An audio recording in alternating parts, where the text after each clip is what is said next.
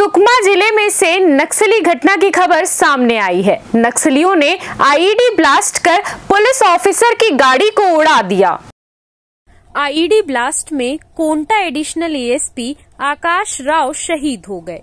गोलापल्ली की ओर से नए कैंप स्थापना पर वे कोंटा लौट रहे थे।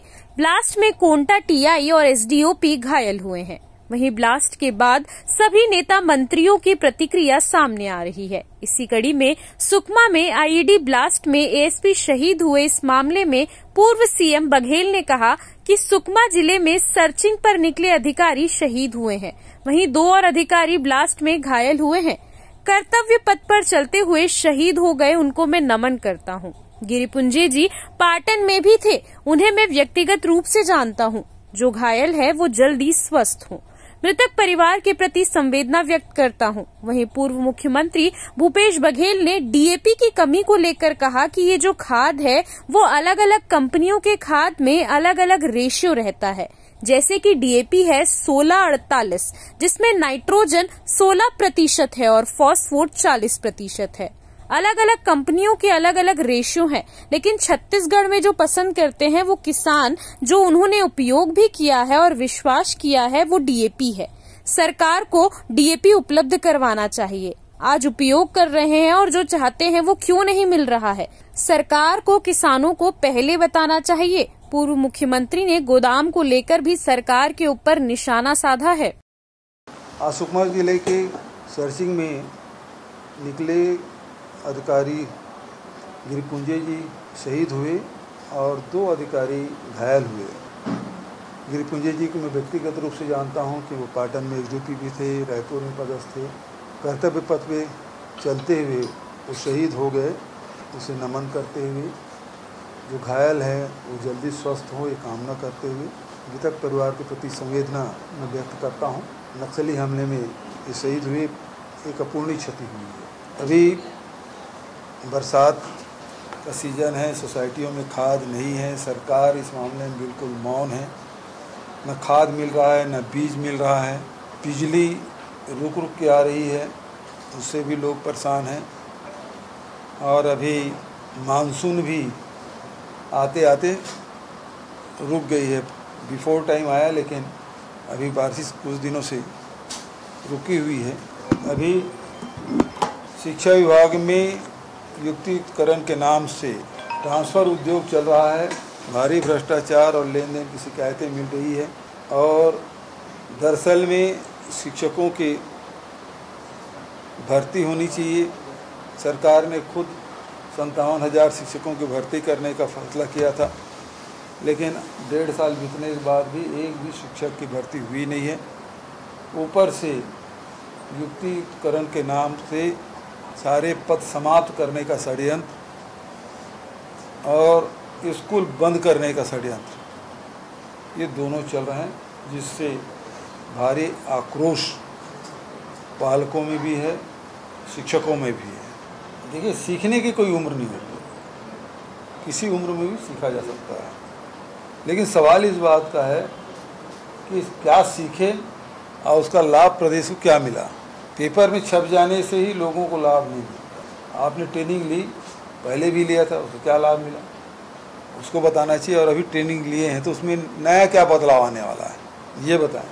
देखिए, ये खाद जो है, अलग अलग कंपनियों की खाद में अलग अलग रेशियो रहता है। जैसे डीएपी है 16-48, मतलब इसमें नाइट्रोजन 16% है और फास्फेट है, क्षमा चाहूँगा, हाँ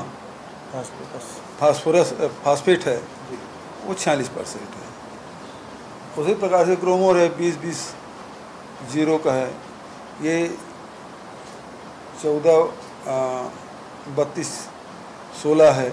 तो अलग अलग कंपनियों के अलग अलग रेशियो हैं। लेकिन छत्तीसगढ़ में जो पसंद करते हैं किसान, जो वो उन्होंने उपयोग भी किया है और विश्वास किए हैं, वो डीएपी है। तो सरकार को डीएपी उपलब्ध कराना चाहिए। आप जो उपयोग कर रहे हैं, जो चाहते हैं, वो क्यों नहीं मिल रहा है, महत्वपूर्ण बात तो है। और पहले से सरकार को बताना चाहिए किसानों को। अब सरकार किसान भटक रहे हैं इस सोसाइटी से सोसाइटी। अरविंद नेताम जी इतने साल से बस्तर में हैं, सांसद भी रहे हैं, केंद्रीय मंत्री भी रहे हैं। आज वो मतांतरण की बात आज वो कह रहे हैं। उनका खुद का कितने बार मत परिवर्तन हो गया है। कभी कांग्रेस की विचारधारा में रहे, कभी बसपा की विचारधारा में रहे, कभी फिर भाजपा की विचारधारा, फिर अभी एक और कोई पार्टी बना लेते उसमें, फिर अभी आरएसएस की। तो अपने कितने बार वो मतांतर कर लिए हैं ये पहले बताएं।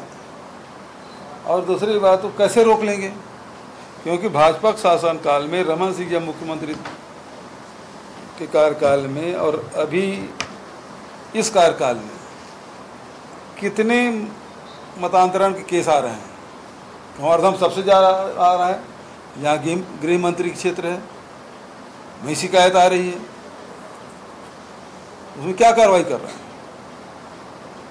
उसके पास ठोस योजना क्या है। रोक सकते हैं कहने से क्या होता है, लेकिन योजना क्या है। भाजपा वालों के तो सुविधाजनक है कि मतांतरण हो, ताकि वो ये कहे कि ये ईसाई आदिवासी है और ये हिंदू आदिवासी है। उसको ऐसे कह के डिवाइड करने के वोट लेने में बहुत आसान होता है।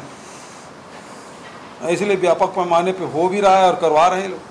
इन्हीं शासनकाल में सबसे ज़्यादा हो रहा है, हुआ है और हो रहा है। ये डबल गेम ही है। मैं तो कह रहा हूँ आंकड़े निकाले ना, इसके शासनकाल में कितने चर्च बने, कितने मतांतरण हुए, ये बताएं। पहले हमारे शासनकाल में तो ये होता था कि आप दफनाने नहीं देते थे, अंत्येष्टि नहीं करने देते थे। तो क्या इस 1.5 साल में कोई आदमी नहीं मरा होगा? अब क्यों नहीं हो रहा? तो आपको राजनीति करना है। अब सब चुप हैं। भाई जो उन्होंने धर्मांतरण किया है, क्या इन 1.5 साल में कोई मरा नहीं होगा किसी गांव में? उसकी अंत्येष्टि हुई कि नहीं हुई? फिर कैसे? अब क्यों हल्ला नहीं हो रहा? तो आपके लिए मौत भी राजनीति करते हैं भारतीय जनता पार्टी, आरएसएस के लोग। अब वो सांसद बन गए दोनों, एक बस्तर का है, एक कांकेर का है, दोनों चुप। अब सांसद लोग क्यों नहीं कर रहे हैं? सब आंदोलन नहीं, बड़ी बात है। वही पटेल जी हैं, जब अध्यक्ष थे तो धमधा ब्लॉक में, दसरंगपुर में गौशाला में गाय मरी थी। कांकेर जिले में भानु प्रतापपुर में, लोरमी में, अलग अलग जिलों में शिकायत हुई, तो फिर से वो बना है। और एक जगह बना देने से, कंवरधा में एक जगह बना देने से क्या खुले में घूम रहे गौवंश की सुरक्षा हो जाएगी? क्या फसलों की सुरक्षा हो जाएगी? सबसे बड़ी बात ये है। और अभी 1.5 साल में एक भी शुरू नहीं हुआ, शुरू होने वाला है। बजट सत्र में खूब हल्ला किए थे हम लोग, गौ अभ्यारण्य बनाएंगे। वो कहाँ है? अब ये क्या बना, गौधाम बना रहे हैं। तो वो अभ्यारण्य क्या हुआ जो बजटेड है? फिर इसको कैसे करेंगे? इसके लिए कोई बजट है? अब 20,000 गांव हैं, 11,000 से अधिक पंचायतें हैं। ये कब बनेगा? कब तक पूरा करेंगे? जो गौठान बनाए थे उसको बंद कर दिए। अभी तो मैच फिक्सिंग नहीं हुआ है वहाँ दिल्ली में, नड्डा की जगह कौन है ना, और वो साल भर से ऊपर हो गया। सेटिंग हो रहा है मोदी, अमित शाह और आरएसएस के बीच में, इसलिए नहीं बन पा रहे हैं। पहले वो सुलझा ले, है ना। और उसका चुनाव कब होगा ये बताएं। हमारे में चुनाव हुए थे राष्ट्रीय अध्यक्ष का, खड़गे साहब और शशि थरूर साहब दोनों चुनाव लड़े थे, मतदान किए हम लोग। इसमें कब हो गया भारतीय जनता पार्टी चुनाव, किसी पता चला? धन्यवाद। CCN शार्क न्यूज के लिए ब्यूरो रिपोर्ट।